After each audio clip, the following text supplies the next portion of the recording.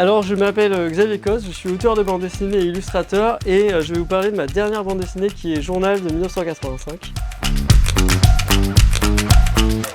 Alors cette BD c'est un projet assez fou. En fait 1984 c'est un projet que j'avais depuis extrêmement longtemps. J'ai découvert le roman quand j'avais 13-14 ans et j'avais une envie assez forte de l'adapter. Et quand est venu le moment de l'adapter enfin, c'était presque 15 ou 20 ans plus tard. En fait j'avais tellement mûri le projet que je commençais à avoir des envies d'écriture.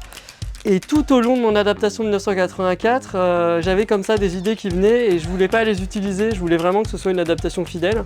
Et en fait finalement quand ma BD est sortie, je continuais à avoir un flot ininterrompu d'idées.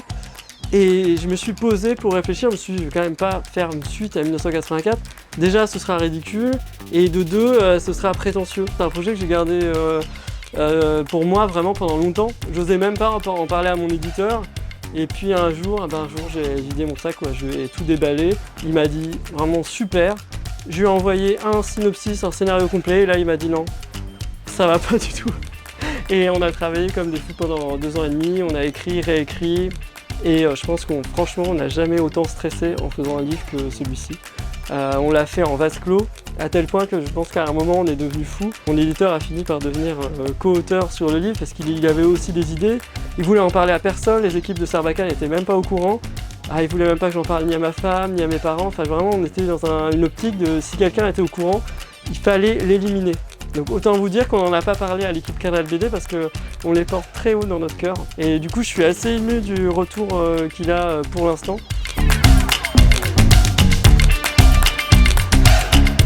Alors ça, c'est un très gros coup de cœur. C'est un album de Frédéric Biel, qui est vraiment un super auteur. Et en plus, c'est une personne en or. Donc les auteurs qui ont la chance de combiner les deux, c'est toujours chouette. Et c'est sa dernière BD. C'est extrêmement intime. Ça s'appelle Les Crayons. Et ça parle de la mort de sa sœur.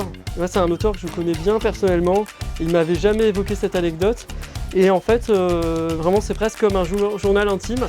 Et ce qui est fou, c'est que c'est à la fois beau, vraiment les images parlent d'elles-mêmes, et bouleversant, alors même que c'est son histoire intime. Il a réussi à rendre le propos intemporel. Il y a assez peu de texte. Il a laissé parler les images, ça respire et franchement, si à la fin du livre vous n'avez pas la petite larme, c'est vraiment que vous n'avez pas de cœur. Alors Canal BD, moi ça m'inspire beaucoup d'argent. Canal BD c'est toujours bon signe, c'est les affaires, c'est florissant et sinon ça m'inspire un super réseau de libraires. Je suis avec appétit et gourmandise depuis que je suis auteur de bande dessinée.